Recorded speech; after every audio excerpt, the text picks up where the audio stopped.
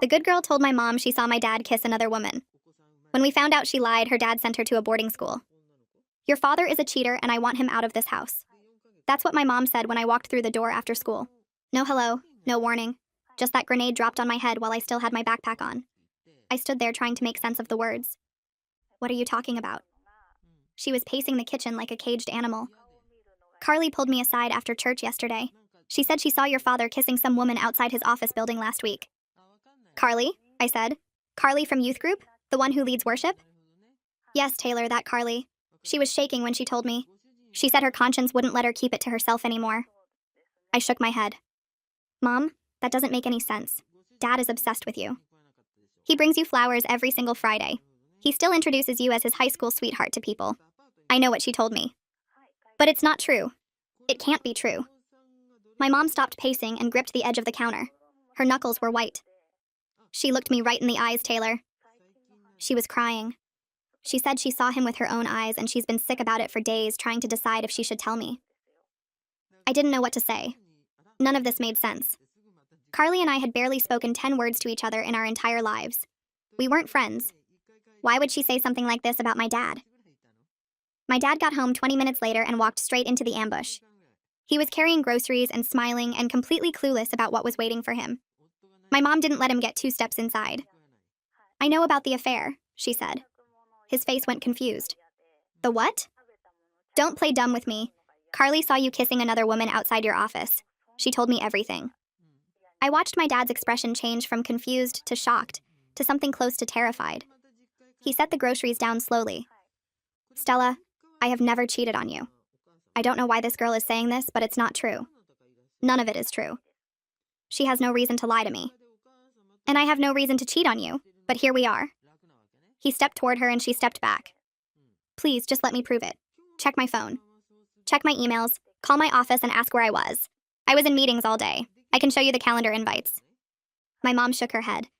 I'm not going to dig through your phone looking for evidence you've already cleaned up. I haven't cleaned up anything because there's nothing to clean up. His voice was getting louder now. 22 years, Stella. We've been together 22 years. Doesn't that count for something? Doesn't that buy me at least the chance to defend myself? It should have bought me a faithful husband. She pulled her wedding ring off her finger and set it on the counter. The small clink of metal on the counter was the loudest sound I'd ever heard. I want you out of this house by tonight. Mom, stop, I said, finally finding my voice. You can't do this. You can't just end everything because of what some girl said. She turned to me with tears running down her face. Stay out of this, Taylor. You don't understand. I understand that you're blowing up our entire family without even giving Dad a chance to explain himself. He had his chance. He made his choice when he decided to put his hands on another woman. My dad was crying now. I'd never seen my dad cry before. Not once in my entire life. Stella, please, I'm begging you. I didn't do this. I would never do this to you. To us. She wouldn't look at him. Get out. He stood there for a long moment, waiting for her to change her mind. She didn't. He picked up his keys from the counter and walked past me toward the door. He stopped and put his hand on my shoulder and squeezed. Then he was gone. That was the last normal night of my life. By the end of the week, the whole church knew. My mom had called her sister crying, and her sister had called 2 friends, and those friends had called everyone else, and suddenly the whole world knew her business. My mom's phone rang over 30 times in those first few days. 30 people calling to offer support and tell her how sorry they were that her husband turned out to be such a disappointment. 30 people who believed a teenage girl over a man they'd known for years. Nobody called my dad. Not one person. He'd been going to that church since before I was born. Helped build the fellowship hall with his own hands. Coached the softball team. Showed up every Sunday without fail. None of that mattered anymore. One accusation, and he became a ghost. I heard what people were saying. The whispers at school. The looks at the grocery store. I always thought he was too good to be true. The worst part was watching my dad try to fight something he couldn't see. He called my mom every day for the first 2 weeks. Left voicemails begging her to talk. Sent emails with screenshots of his calendar and credit card statements and phone records. Everything clean. Everything proving exactly where he'd been. It didn't matter. Of course his records are clean, my mom told me. Cheaters know how to cover their tracks. Every time I tried to defend him, she looked at me with pity. Like I was too young to understand. Like believing my own father made me naive. The divorce was finalized 3 months later. My dad moved to Seattle 2 weeks later. He called me the night before he left. I'm sorry I couldn't fix this. I'm sorry I have to leave. This isn't me leaving you, Taylor. This is me trying to survive. I cried for hours after that phone call. Cried until my chest hurt, and there was nothing left inside me but emptiness. And Carly kept living her perfect little life like nothing happened. I saw her at school every day, laughing with her friends, leading morning prayers, getting praised by teachers for being such a good role model. She destroyed everything I loved, and she didn't even seem to regret it. I hated her so much it felt like poison in my blood. But I couldn't figure out why she did it. Why would Carly target my family? We had no history, no connection, no reason to even be on her radar. Then I found out exactly what I did to make her hate me so much. And that's when I stopped grieving and started planning. It took me 5 months to figure out why Carly did it. 5 months of replaying every interaction we'd ever had, trying to find the moment I wronged her. Every conversation in the hallway, every time we passed each other at youth group, every Sunday morning when our families sat 3 pews apart and barely acknowledged each other existed. There was nothing. No fight, no drama, no history at all. We were just 2 girls who happened to go to the same school and the same church and had absolutely no reason to be in each other's lives. That's what made it so confusing. You don't destroy someone's family for no reason. You don't walk up to a woman you've known your whole life and tell her that her husband is cheating unless you have something to gain from it. But I couldn't figure out what Carly gained from watching my parents fall apart. I couldn't figure out what she got from seeing my dad pack his bags and drive away while I stood in the driveway crying. None of it made sense until I started thinking about what my life looked like before she burned it down. My parents were the couple everyone talked about at church. Not in a gossipy way, but in an admiring way. They met in high school, started dating junior year, got married at 20 when everyone told them they were too young. 22 years later, they were still proving everyone wrong. My dad brought my mom flowers every single Friday. Not because he forgot something or messed up, but just because he wanted to. He'd walk through the door with this bouquet of whatever was in season, and my mom would act surprised every time, even though it had been happening for as long as I could remember. She'd put them in a vase on the kitchen table, and they'd stay there all week until the next Friday when he'd show up with fresh ones. They held hands during church service. Every single Sunday, my dad would reach over and take my mom's hand during the sermon, and she'd lean into him just slightly. It embarrassed me when I was younger. I'd sit there thinking about how weird it was that my parents still acted like teenagers. But as I got older, I started to realize how rare it was. I'd go to my friends' houses and their parents barely talked to each other. They'd eat dinner in separate rooms or have these tense conversations that felt like they were one wrong word away from exploding. My house wasn't like that. My house was loud and warm and full of laughter. We ate dinner together every night. We went to church together every Sunday. We took family vacations every summer, even when money was tight. My mom used to say we were blessed. She'd say it all the time, usually when she was watching my dad do something small like fix the leaky faucet or help me with my homework. We're so blessed, Taylor. Don't ever forget that. I didn't forget. I just didn't realize how much other people noticed it too. Carly noticed. I didn't know it at the time, but she'd been watching my family for years. Watching my parents hold hands. Watching my dad bring flowers. Watching us laugh together in the church parking lot while her family stood stiff and silent waiting to go home. Her parents were strict in a way that made my parents look like hippies. Her dad was a deacon who quoted scripture at the dinner table and expected perfection from everyone in his house. Her mom was the kind of woman who smiled at church but never seemed happy. They had rules for everything. Curfews and dress codes and approved activities and a list of things Carly wasn't allowed to do that seemed to grow longer every year. She wasn't allowed to date until she was 18. She wasn't allowed to go to parties. She wasn't allowed to wear shorts above her knees or listen to music that wasn't Christian. She was supposed to be the perfect daughter, and for a long time everyone believed she was. But none of that explained why she came after me. Plenty of kids at our church had strict parents. Plenty of kids watched my family and wished theirs was different. That didn't mean they lied to destroy us. The answer came junior year, but to understand what happened junior year, you have to know what happened during our sophomore year. A boy named Felix transferred to our school. He was the kind of boy who made girls forget how to talk. Tall with dark hair and this smile that made you feel like you were the only person in the room. He played basketball and got decent grades and had this effortless charm that made teachers love him and parents trust him. Carly wanted him from the moment she saw him. Everyone knew it. She'd find excuses to be wherever he was. She'd show up to basketball games even though she'd never cared about sports before. She'd volunteer for the same committees he was on and laugh too loud at his jokes and do everything possible to get his attention. For 2 years she chased him, and for 2 years he was polite but never interested. Then junior year happened. I was at my locker between second and third period when Felix walked up to me. We'd talked before, but nothing serious. Just the normal stuff you say to someone you share a class with. But that day he leaned against the locker next to mine and asked what I was doing after school. I said nothing, and he said maybe we could change that. We started hanging out. Not dating exactly, but something close to it. He'd find me at lunch and sit with my friends. He'd text me at night asking about homework even though we both knew he didn't need help. He'd show up at my locker with coffee because he remembered I said I was tired one time. It felt like a dream. This boy that every girl wanted was choosing to spend his time with me. I didn't think about Carly. I didn't think about what she'd been trying to do for 2 years. I was too busy floating to notice the way her eyes followed us in the hallway. Homecoming was when everything solidified. Carly asked Felix to go with her. She did it publicly, during lunch, with a poster and everything. She'd clearly planned it for weeks. The poster had inside jokes on it, references to things they'd talked about, proof that she'd been paying attention to every word he ever said. He said no, right there in front of everyone. He was nice about it, said he was flattered, but he already had someone in mind. Carly's face crumpled for half a second before she pulled it back together and laughed it off. She said she was just joking anyway. Everyone pretended to believe her. 2 weeks later, Felix showed up at my locker with tulips because I mentioned liking tulips one time. He asked if I'd go to homecoming with him, and I said yes before he even finished the sentence. That's when I became Carly's enemy. I didn't know it at the time. I didn't realize that watching Felix choose me over her had broken something inside her. I didn't understand that every time she saw us together, every time she watched him reach for my hand the way my dad reached for my mom's, she was building a case against me in her head. She couldn't hurt Felix. She liked him way too much to cause his downfall.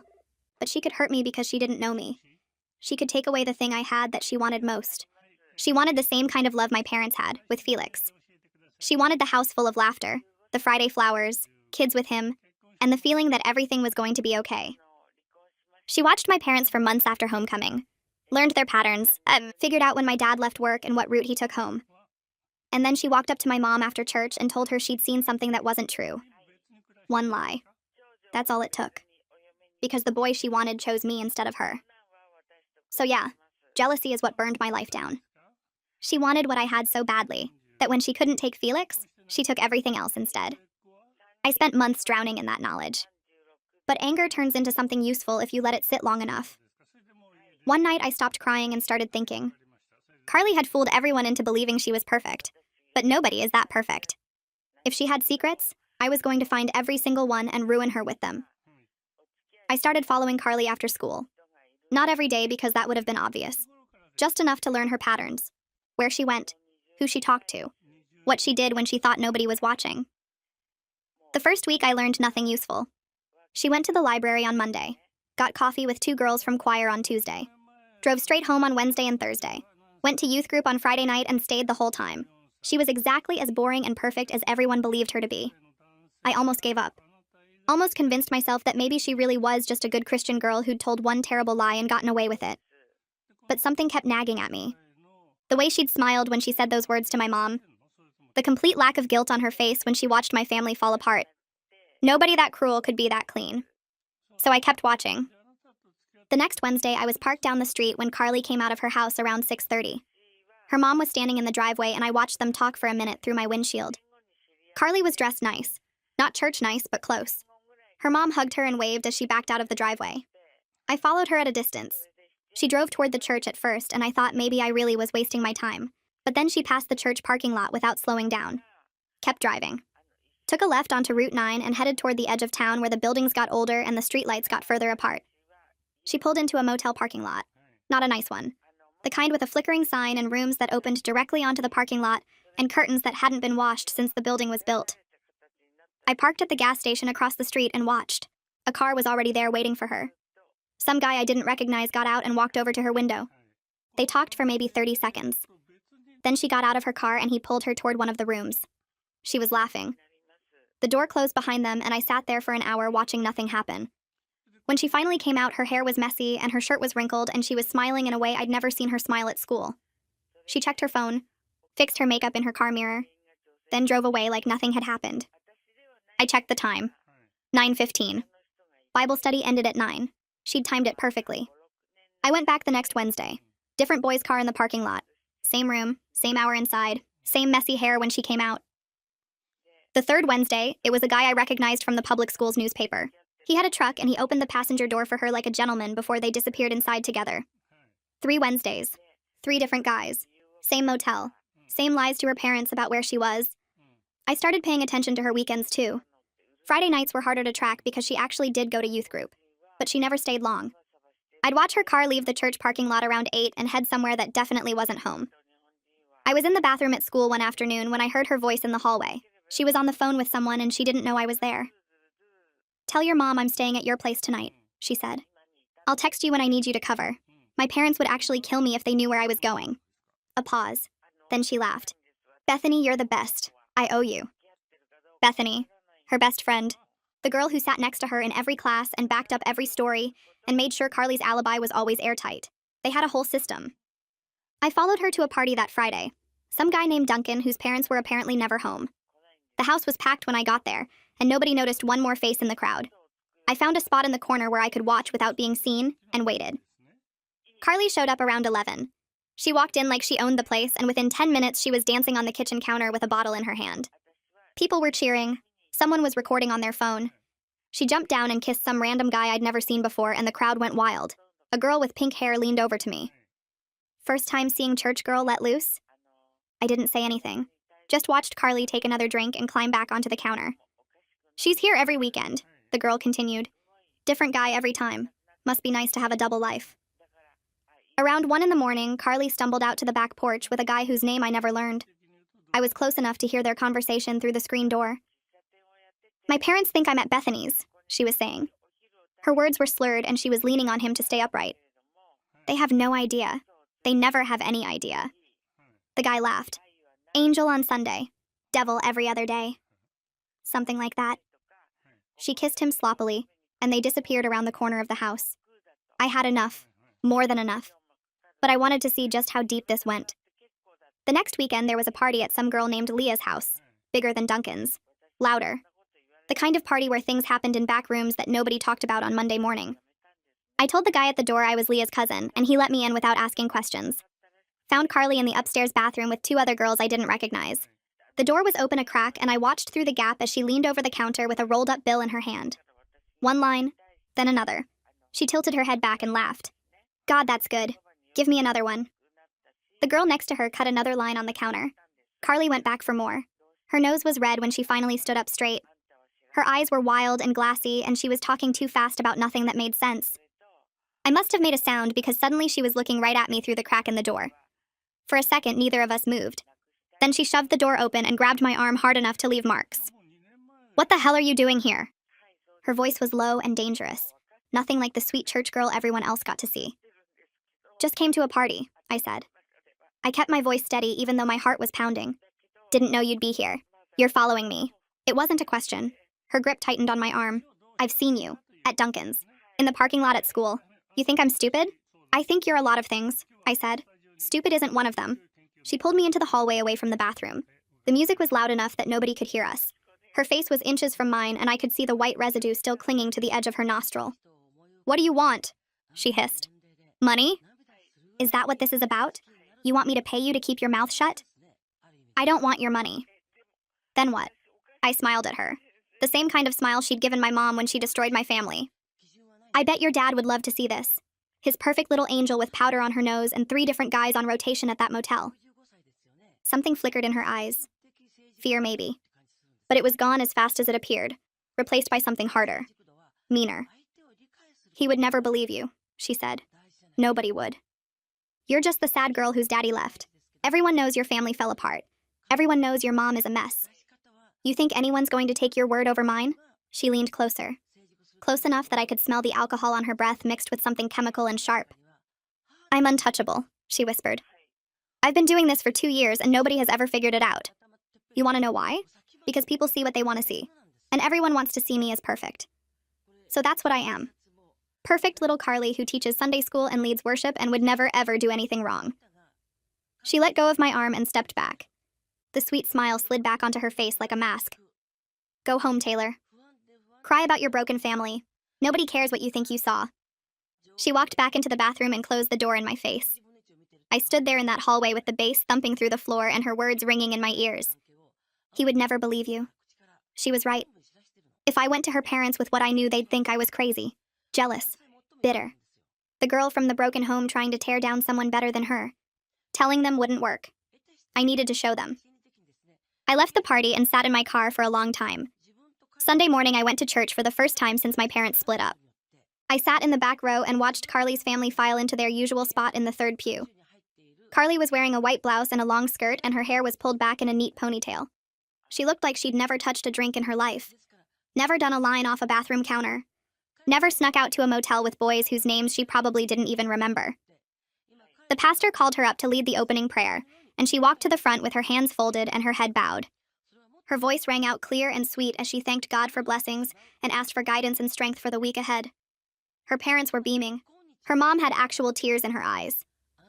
I watched from the back and thought about the motel, the bottles, the powder, the boys, the way she'd looked at me and told me nobody would ever believe the truth. They had no idea who their daughter really was. But I did. And I was going to make sure they found out in a way she couldn't talk her way out of. But I didn't want to just tell them. That wouldn't work because they'd never believe me. The girl who accused their precious daughter would just look jealous and bitter. Instead, I wanted them to see it with their own eyes. I wanted them to catch her in the act so she couldn't lie her way out. That meant I had to stop watching and start planning. One chance, one moment.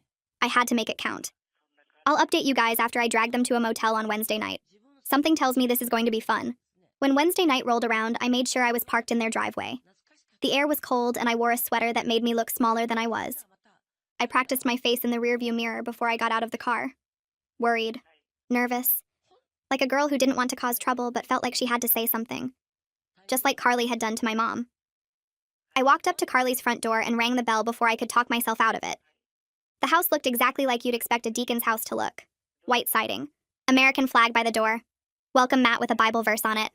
I could see the glow of the TV through the front window and heard footsteps coming toward the door. Carly's mom opened it and her face went through about 3 emotions in 2 seconds. Confusion first because she clearly didn't recognize me. Then polite concern because that's what church people do when someone shows up at their door. Then worry because I must have looked as nervous as I was pretending to be. "Hi," I said, and I made my voice shake just a little. "I'm Taylor, from youth group. Is Carly home?" Her mom's eyebrows pulled together. "Taylor? I don't think we've met before. Is everything okay, sweetheart? You look upset." "I'm sorry to bother you." I wrapped my arms around myself like I was cold, even though I wasn't. "I just needed to talk to someone and I didn't know where else to go." "Of course, honey. Come in, come in." She stepped back and opened the door wider. "Carly's not here right now, but I'm sure she'll be back soon. She's at Bible study." I stepped into the hallway and looked around like I was taking it all in. Family photos on the walls, a cross above the doorway. Everything clean and perfect, and exactly what you'd expect from people who thought their daughter was an angel. "Actually," I said slowly, "that's kind of what I wanted to talk about." Her mom's face changed. The polite concern turned into something sharper, something protective. "What do you mean?" I opened my mouth to answer, but before I could say anything, a man's voice came from the living room. "Florence? Who's at the door?" Footsteps. Then Carly's dad appeared in the hallway. He was tall and broad and wearing a polo shirt tucked into khakis like he'd just come from a church board meeting. His eyes moved from his wife to me, and his expression went serious immediately. "This is Taylor," her mom said, "from youth group. She says she needs to talk to someone." "About what?" He crossed his arms, and I could feel him sizing me up, trying to figure out what kind of problem I was about to bring into his house. This was the moment. I took a shaky breath and let my eyes get a little wet. Not crying. Just the beginning of tears that I was bravely holding back. "I'm really sorry," I said. "I don't want to get anyone in trouble. I just saw something last week that didn't feel right, and I've been worried ever since." "What did you see?" His voice was flat, careful, like he was already preparing himself for something he didn't want to hear. "I saw Carly getting into a car with some guy I didn't recognize. It was Wednesday night. She said she was going to Bible study, but she went a different direction. I followed her because I was worried, and she went to this motel." I paused and looked at the floor like I was ashamed of what I was saying. "I'm sure there's an explanation. I just thought you should know." The silence that followed was exactly what I'd been hoping for. Her mom's face went pale. Not the pale of someone who believed me. The pale of someone whose brain was actively rejecting what I was saying. "That's impossible," she said. "Carly's been going to Bible study every Wednesday for 2 years. Pastor Lewis would have told us if she wasn't showing up." "I know," I said. "That's why I wasn't sure if I should say anything. Maybe I'm wrong. Maybe it wasn't her car. But I've seen it 3 times now, and I just couldn't keep it to myself anymore." Her dad hadn't moved. His arms were still crossed and his jaw was tight, and he was staring at me like he was trying to read my soul. "3 times," he repeated slowly. "You've followed my daughter 3 times?" I wasn't following her on purpose. I let my voice crack a little. The first time I just happened to be driving that way. But then I saw her again the next week and I got scared. I kept thinking about what could be happening and I couldn't sleep. I know I should have said something sooner, but I didn't want to cause problems if I was wrong. Her mom shook her head. There has to be some mistake. Carly would never lie to us. She's a good girl. She teaches Sunday school. She leads worship. Florence. Her dad's voice cut through the denial. Where exactly is that motel? I gave him the name of the motel. Watched his face go hard. Watched something shift behind his eyes as his brain started doing the math he didn't want to do. She's there right now, I said quietly. At least she was the last 3 Wednesdays. Same time, same place. I can show you if you want. This is ridiculous. Her mom's voice was getting higher, more desperate. Carly is at Bible study. She texts me every week when she gets there. She texted me an hour ago. Did she send a picture? I asked. Or just a text? The question hung in the air. Her mom's mouth opened, but nothing came out. Her dad was already walking toward the kitchen. I heard keys jingling, a drawer opening and closing. He came back with his car keys in his hand, and a look on his face that told me he'd already decided what he was going to find. We're going, he said. Right now. Don, this is crazy. Her mom grabbed his arm. We can't just show up at some motel because a girl from youth group thinks she saw something. What if someone sees us? What will people think? I don't care what people think. He pulled his arm away. I care about knowing where my daughter actually is on Wednesday nights. Taylor, you're coming with us. You're going to show us exactly where you saw her. I nodded and kept my face worried and grateful. Thank you for believing me. I've been so scared to say anything. We don't believe you yet, he said. But we're going to find out one way or another. Her mom was still shaking her head as we walked out to their car, still muttering about how there had to be an explanation, how Carly would never do something like this, how I must have been confused or mistaken, or maybe even lying. I climbed into the back seat and gave them directions and watched the streetlights flash across the windshield as we drove toward the motel. My hands weren't shaking anymore. My voice wasn't pretending to crack. Because this wasn't acting anymore. This was the moment I'd been waiting for since the day my dad packed his suitcase and drove away. Carly had destroyed my family with one lie. In about 15 minutes, her parents were going to see exactly who their perfect daughter really was. And there was nothing she could do to stop it. Nobody spoke for the first 5 minutes of that drive. Don kept his eyes on the road and his hands tight on the wheel. Florence sat in the passenger seat with her arms crossed and her lips pressed together like she was physically holding back everything she wanted to say. I sat in the back and watched the tension build between them like pressure in a sealed container. The GPS on Don's phone said 18 minutes to destination. 18 minutes of sitting in a car with 2 people whose entire world was about to collapse. I should have felt guilty. I didn't. Florence broke first. This is a mistake, she said quietly. We're going to get there and Carly's not going to be anywhere near that place, and then we're going to owe this girl an apology for dragging her into our family business. Don didn't respond.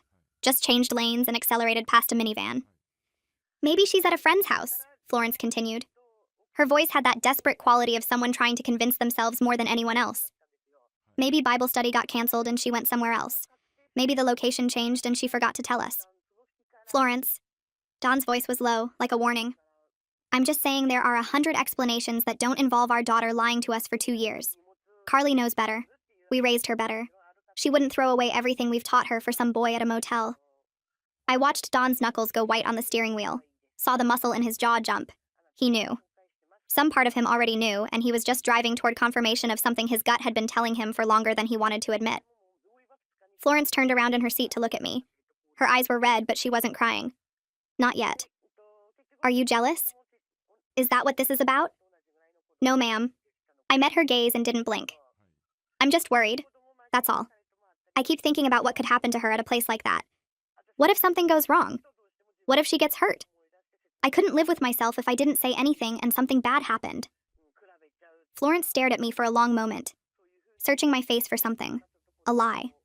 A crack in my story. Some reason to believe this was all a misunderstanding, and her daughter was exactly who she'd always believed her to be.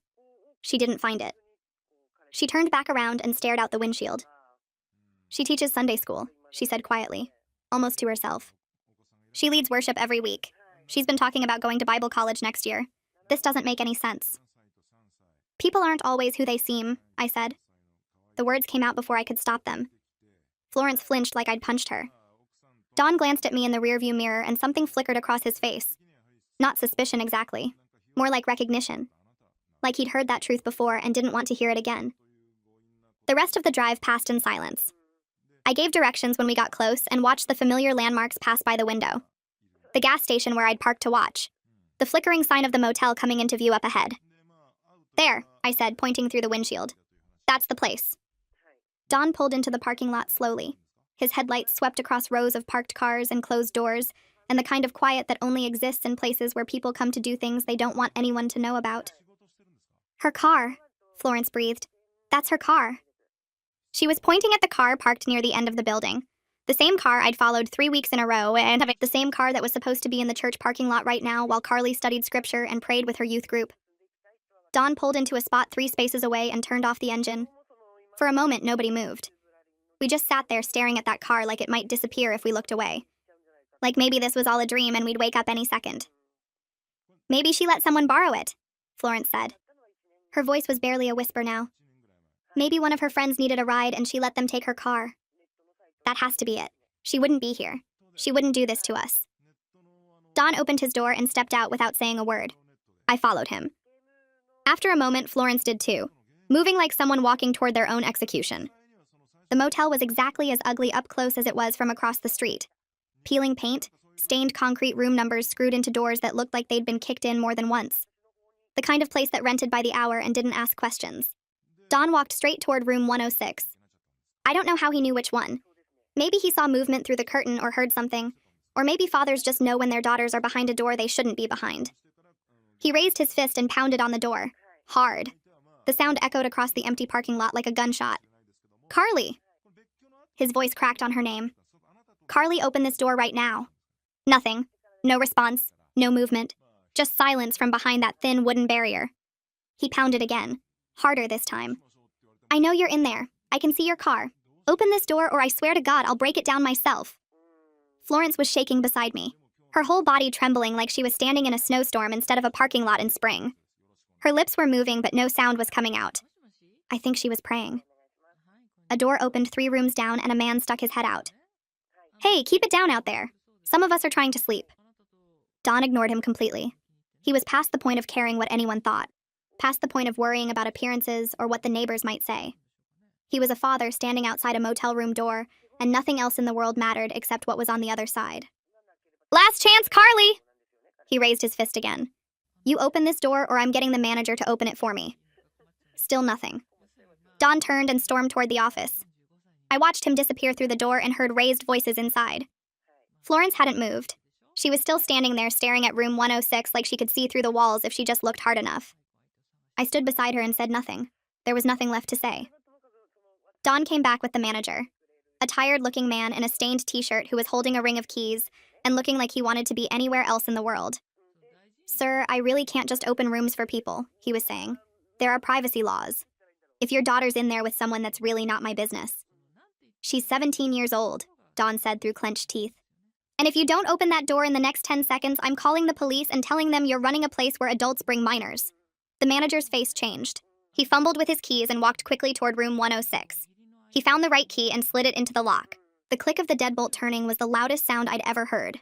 The deadbolt clicked and everything I'd been planning for weeks came down to whatever was on the other side of that door. Florence was shaking so hard I could hear her teeth chattering. Don's hand was already reaching for the handle. Carly would have never suspected that her perfect life was going to crumble today. The door was about to open, and there was nothing she could do to stop what came next. The lock clicked and the door swung open and everything after that happened in slow motion. The first thing that hit me was the smell. Smoke and alcohol and something sour underneath it all like sweat and desperation and bad decisions. The room was dark except for a lamp on the nightstand that cast ugly yellow shadows across the walls. And there on the bed was Carly.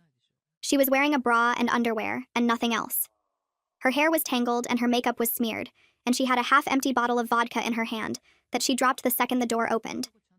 The glass hit the carpet with a dull thud, and liquid started soaking into the floor, but nobody moved to pick it up. There was a boy next to her. Some guy I'd never seen before with messy brown hair and a panicked expression.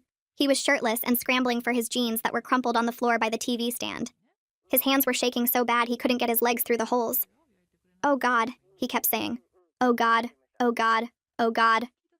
I looked past them to the rest of the room and it was worse than I'd imagined. Empty vodka bottles lined up on the nightstand like soldiers, ashtrays overflowing with cigarette butts. and on the dresser next to the TV were 3 neat lines of white powder with a rolled-up dollar bill sitting beside them. The room looked like a crime scene, like evidence of a life nobody knew existed. Florence made a sound, not a scream, not a word. Just this broken noise that came from somewhere deep in her chest, like her soul was trying to escape through her throat. Her hand flew up to cover her mouth and her whole body crumpled against the doorframe like someone had cut her strings. Don didn't move. He stood in the doorway like a statue carved from stone. His eyes moved slowly across the room. The bottles, the substances, the boy still struggling with his pants, his daughter sitting on a motel bed in her underwear looking like a stranger wearing Carly's face. Dad. Carly's voice came out small and broken. Dad, I can explain. Explain. The word came out of Don's mouth like a bullet, hard and cold and final. Explain what exactly? Explain the substances on that dresser. Explain the alcohol. Explain why you're half naked in a motel room with some boy while your mother thinks you're at Bible study. It's not what it looks like. Then tell me what it is, Carly. Tell me what I'm supposed to be seeing right now, because from where I'm standing, it looks like my daughter has been lying to me for God knows how long. The boy finally got his jeans on and tried to make a break for the door. Don's arm shot out and grabbed him by the shirt collar, slammed him against the wall hard enough to knock a picture frame loose. Where do you think you're going? I swear this wasn't my idea. The boy's voice cracked with terror. She invited me here. She's the one who got the room. I didn't force her into anything. You think that makes it better? Don shoved him harder against the wall. Get out of my sight.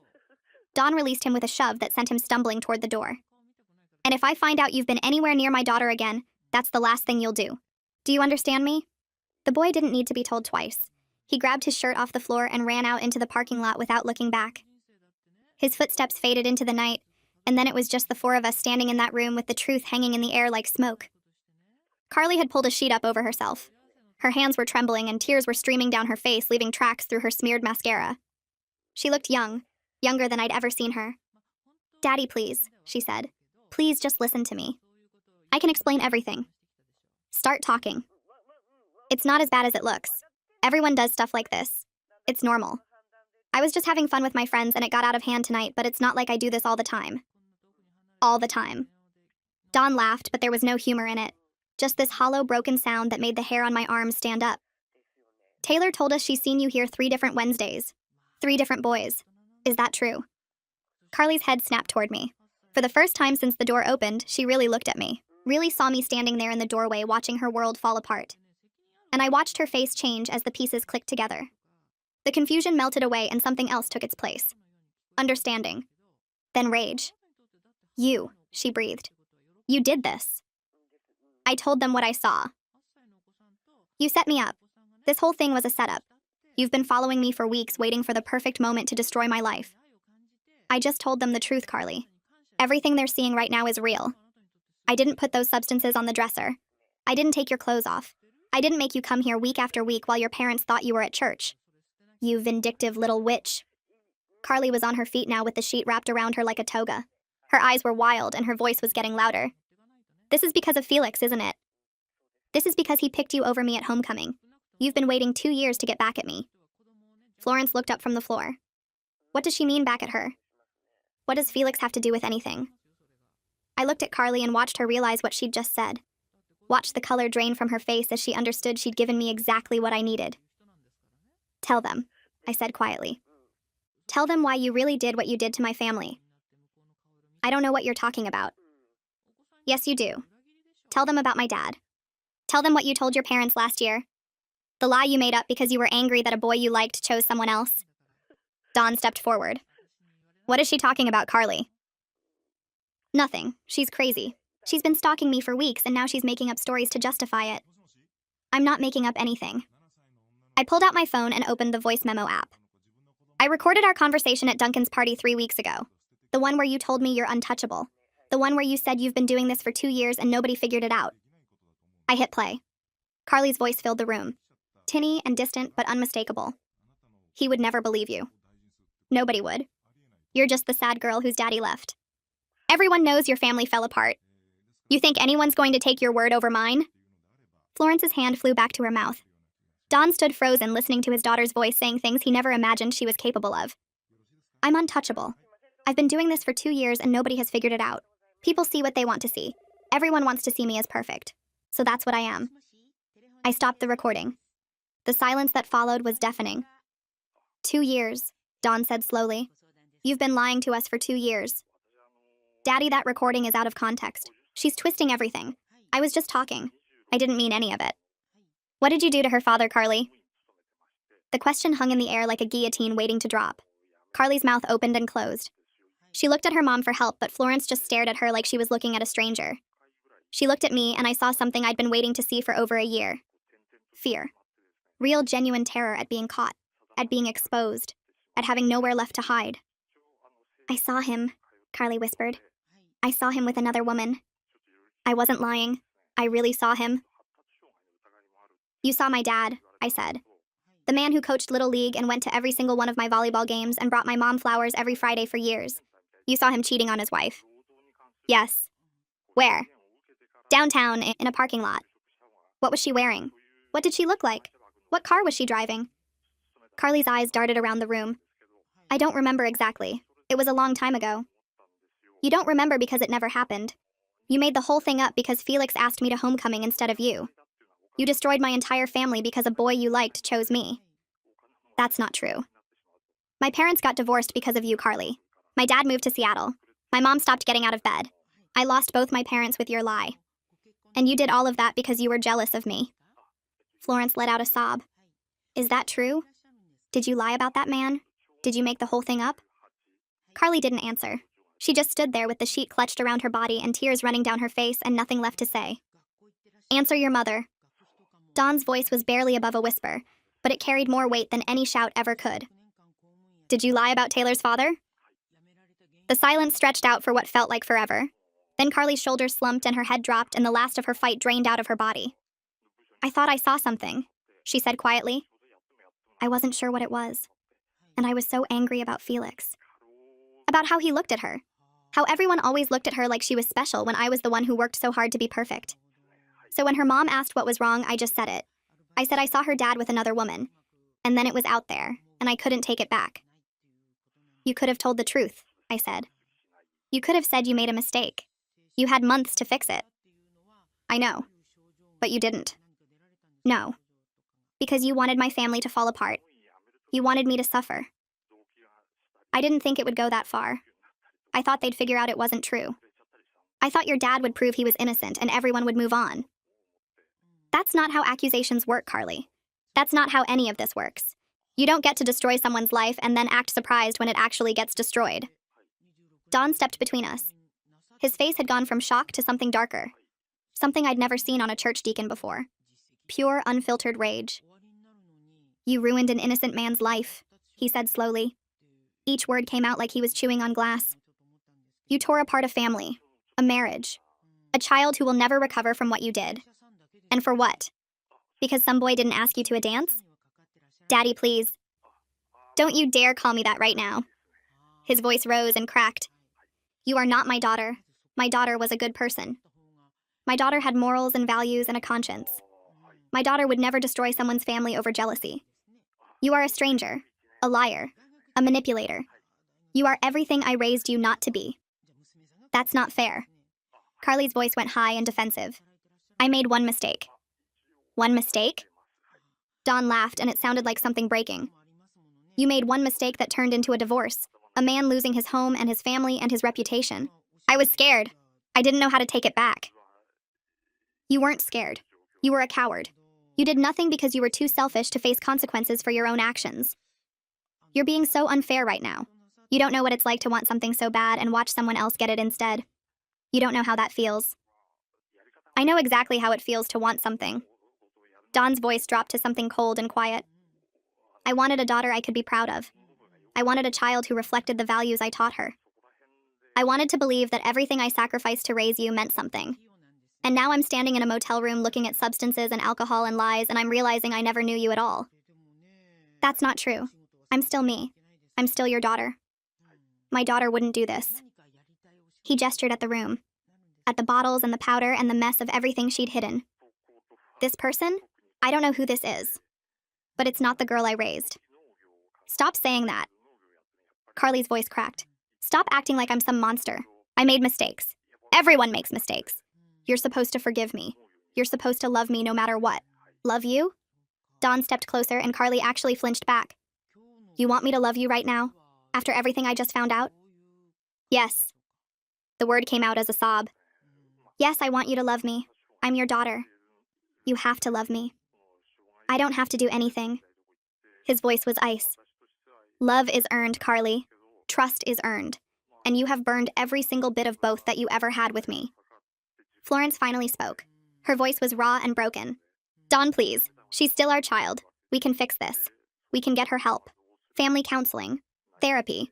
Something. There is no fixing this, Florence. There is no therapy that undoes what she did to that family. He turned back to Carly. You are going to boarding school from now on. I don't care which one. Somewhere far away where you can't hurt anyone else. Where you can think about what you've done without anyone around to make excuses for you. No. Carly shook her head frantically. No, you can't do that. You can't just send me away. I have friends here. I have a life here. You can't make me leave. Watch me. Mom. Carly turned to Florence with desperate eyes. Mom, please. Tell him he can't do this. Tell him this is crazy. I made a mistake. One mistake. I don't deserve to have my whole life ruined over one mistake. Florence opened her mouth, but Dawn stopped her. This isn't fair. Carly was screaming now. Full volume, hysterical screaming that probably woke up half the motel. This isn't fair. I said I was sorry. I said I made a mistake. What else do you want from me? I want you to understand what you did. I want you to feel even a fraction of the pain you caused. I want you to spend every day for the rest of your life knowing that you destroyed innocent people because you couldn't handle not getting what you wanted. He walked toward the door. Florence followed him like a ghost. Pack your things. Your mother will pick you up in the morning. Don't bother coming home. You can stay with your grandmother until we figure out the school arrangements. Daddy, please. Carly lunged forward and grabbed his arm. Please don't leave me here. Please don't do this. I'll do anything. I'll apologize to Taylor. I'll apologize to her whole family. I'll tell everyone at church what I did. Just please don't send me away. Dawn looked down at her hand on his arm. Then he looked at her face. And I watched something in him close off completely, like a door slamming shut. You should have thought about that before you ruined their lives. He pulled his arm free and walked out. Florence paused in the doorway. For a second, I thought she might say something to her daughter. Offer some comfort or hope or promise that things would get better. Instead, she just looked at Carly with an expression I couldn't read. Disappointment, grief, maybe even disgust. Then she followed her husband into the parking lot and closed the door behind her. Carly collapsed onto the floor. She curled up on the dirty motel carpet and sobbed so hard her whole body shook. Ugly crying. The kind that makes your face red and your nose run and your chest hurt from trying to breathe. I stood there and watched her fall apart. Watched the girl who had destroyed my family finally experience a fraction of the pain she'd caused. And I felt satisfied. You're still here. Carly's voice came out muffled and broken from the floor. Why are you still here? Haven't you done enough? I wanted to see what it looked like. What? Your life falling apart? I wanted to see it happen. I wanted to watch. She lifted her head and looked at me with red, swollen eyes. You're sick. You're actually sick. Maybe. But at least I'm not you right now. I walked to the door and opened it. Goodbye, Carly. Have fun in boarding school. I never saw her again.